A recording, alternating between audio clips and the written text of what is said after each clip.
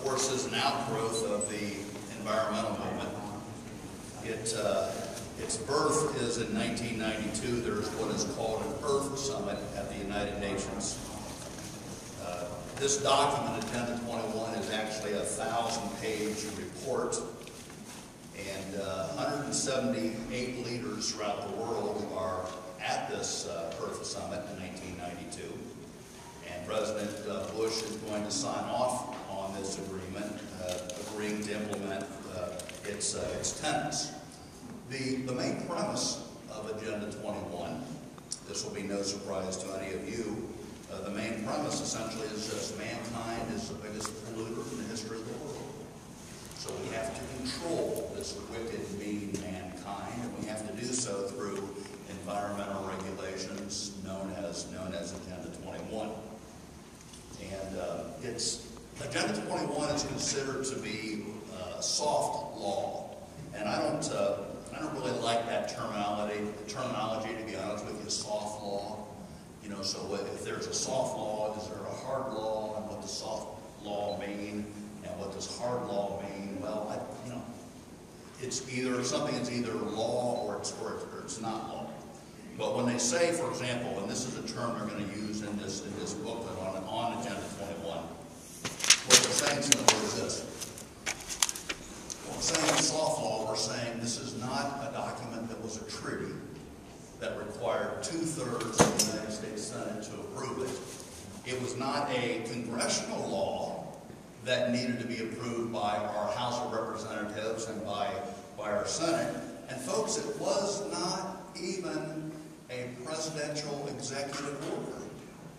It's simply a document, and President Bush Sr. in 1992 is signing off on this thing, and he is saying we're going to abide by its tenets. It's going to move. Agenda 21 moves the United States in the direction of total government and more control by the U.S. government. And President Bill Clinton in 1993 also is going to jump on board the bandwagon. He signs Executive Order 12852, which establishes the President's Council on Sustainability Development, essentially implementing Agenda 21. With Agenda 21, individual needs are superseded by the needs of the community, and the needs of the community now come second to what's called the global community.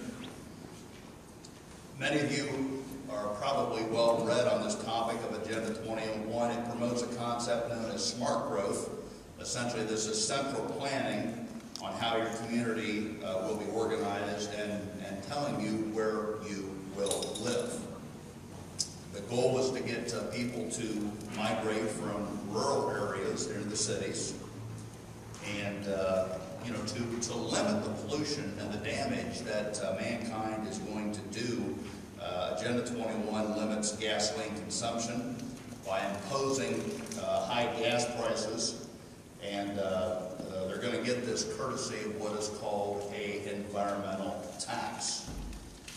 And rural areas are going to be considered off limits, so to speak, because they're classified now as being open space. There's some things that Agenda 21 does, and this is a little booklet that we in the John Birch Society put out about a year ago, and I've highlighted a couple of these, and let me just read to you a couple of things that Agenda 21 does. We've mentioned a few of these already. It forbids you from entering woodland and wetland areas. It's going to restrict the number of children you can have.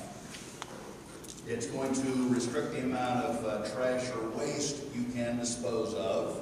It's going to actually restrict the amount of water you can use. And it's going to tell you how much of your farmland you can actually harvest. So this is something, it takes us in the direction of total government. And of course, one of the key tenets of Agenda 21 is that we have overpopulation. And Overpopulation historically is not really the issue, okay? Overpopulation does not equal poverty, folks.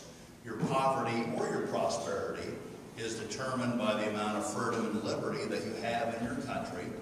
And we're finding that countries that are socialist in nature, that do have big populations, they have poverty.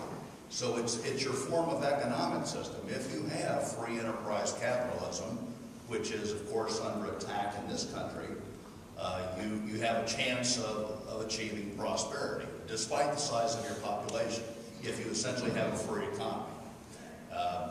If you have a socialist economy, it doesn't matter how scarce your population is, you're not going to have, your economy is not going to do well at all. Let me give you a couple of illustrations of what I'm talking about.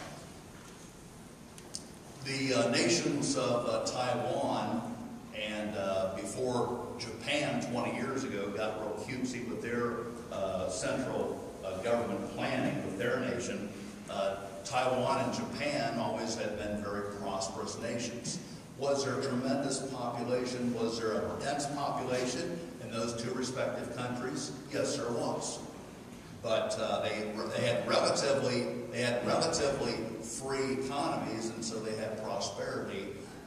At least Taiwan still does. Japan, unfortunately, that's not the case now with Japan, because they've tinkered. The government has got involved. They've engaged in government planning in their economy.